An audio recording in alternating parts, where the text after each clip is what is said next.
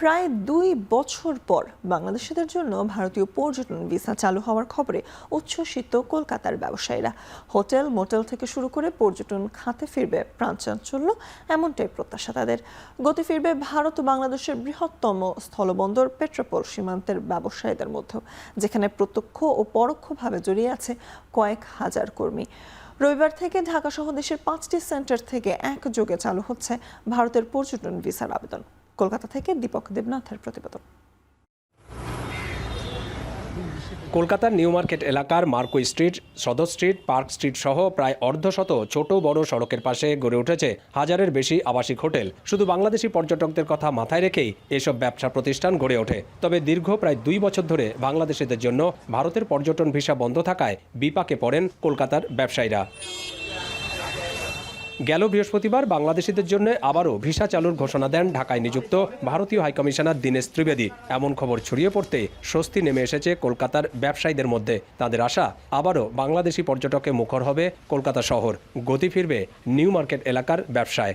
বাংলাদেশ থেকে এদেশে চিকিৎসা করার জন্য আসেন এবং যখন আসেন তারা দীর্ঘদিন যে এখানে থাকছেন, তার ফলে কিন্তু আমাদের এখানে থাকার যে কেনাকাটা বাণিজ্যিক দিকটা থাকে এবং তার পাশাপাশি আমাদের পর্যটনও কিন্তু অনেকটা শক্তিশালী হয়। টুরিস্ট আসলে তো ব্যবসা হয়, তারপরে ডলার আসে, ফরেন কারেন্সি আসে, আর ম্যাক্সিমাম বাংলাদেশ থেকে তো টুরিস্ট ইন্ডিয়াতে বেশি আসে। ভিসা প্রক্রিয়া স্বাভাবিক হলে পরিবহন, হোটেল মোটেল সহ পর্যটন খাতে জড়িত সব ধরনের ব্যবসার সংকট অনেকটাই কেটে যাবে। শুধু পর্যটনের উদ্দেশ্যে নয়, কেনাকাটা, চিকিৎসা সহ নানা কাজে নিয়মিতভাবেই কলকাতায় যাওয়া আসা করেন বাংলাদেশিরা। পর্যটক ভিসা বন্ধ থাকায় মন্দায় পড়ে অনেক ব্যবসা। ডেলি অর্ডার হতো 1 লাখ 2 লাখ এরকমই অর্ডার হতো, এখন কিচ্ছু হচ্ছে না। এবার টুরিস্ট ভিসা চালু হয়েছে, এবার ভালো হবে। বাংলাদেশির উপরেই আমরা পুরো ডিপেন্ড, আমাদের সবকিছুতেই প্রবলেম হচ্ছে, মেডিসিনও সেল হচ্ছে না, প্লাস কসমেটিকও সেল হচ্ছে না। আমরা চাই যে ওনাদেরকে ভিসা দেয়, ভিসা ছাড়ে, সবার জন্যই এটা ভালো হবে। স্থানীয় ব্যবসায়ী সংগঠনের নেতারা বলছেন, হোটেল বুকিং ও কেনাকাটা বাড়ার মাধ্যমে আবারও গতি ফিরবে স্থানীয় অর্থনীতিতে। এরই মধ্যে ব্যস্ততা বেড়েছে ব্যবসায়ীদের। সবার আশা, বাংলাদেশি পর্যটকে আবারও মুখর হবে কলকাতার নিউ মার্কেট।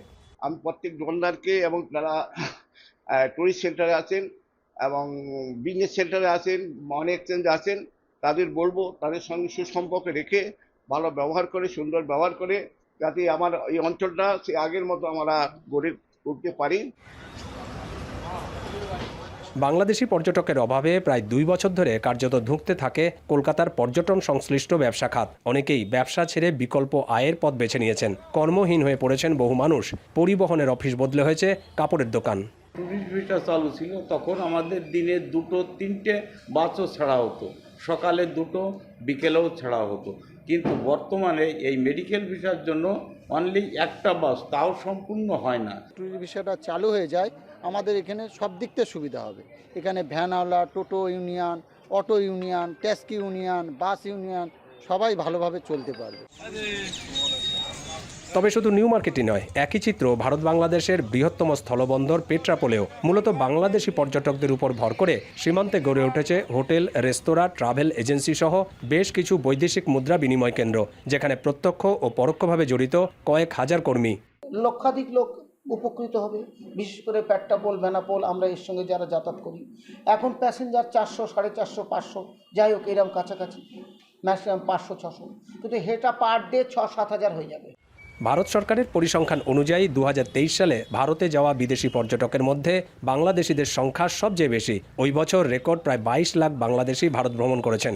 2025 সালে এই সংখ্যা নেমে এসে মাত্র 4.5 লাখে। দীপক দেবনাথ, এখন কলকাতা। এ নিয়ে আলোচনাতে কলকাতা থেকে যোগ দিচ্ছেন সহকর্মী দীপক দেবনাথ। দীপক, আগামীকাল থেকে ভারতের ট্যুরিস্ট ভিসার জন্য বাংলাদেশিরা আবেদন করতে শুরু করতে পারেন। এ নিয়ে আসলে সেখানকার ব্যবসায়ীদের মধ্যে প্রস্তুতি কেমন দেখছেন?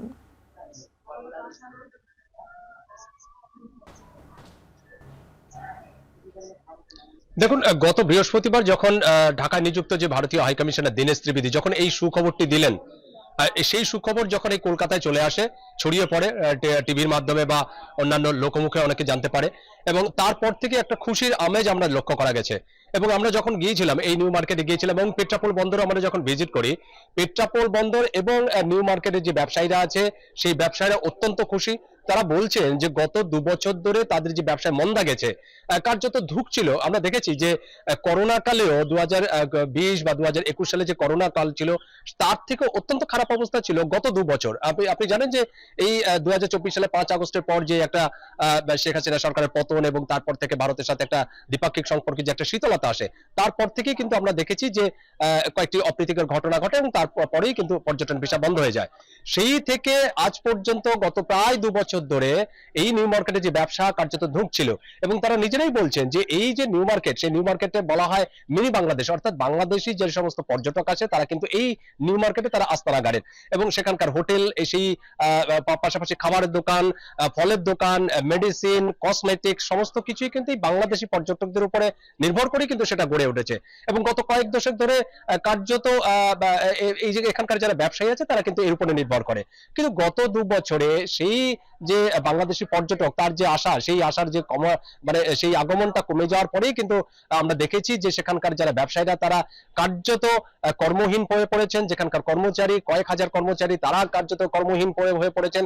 এমনটাও দেখা গেছে যে একসময় পরিবহনের অফিস ছিল, সেই পরিবহনের অফিস বদলে সেটাকে পোশাকের দোকান করতে হয় এবং যে সমস্ত হোটেল ছিল তার অধিকাংশ, অনেক বেশি হোটেল তারা কিন্তু দরজা বন্ধ করে দিয়েছে, অর্থাৎ তালা ঝুলিয়ে দিয়েছিল এবং তালা ঝুলিয়ে দিয়ে তারা বিকল্প আয়ের একটা ব্যবস্থা করছিল, কারণ তাদেরও সংসার আছে, তাদেরও সংসার চালাতে হবে।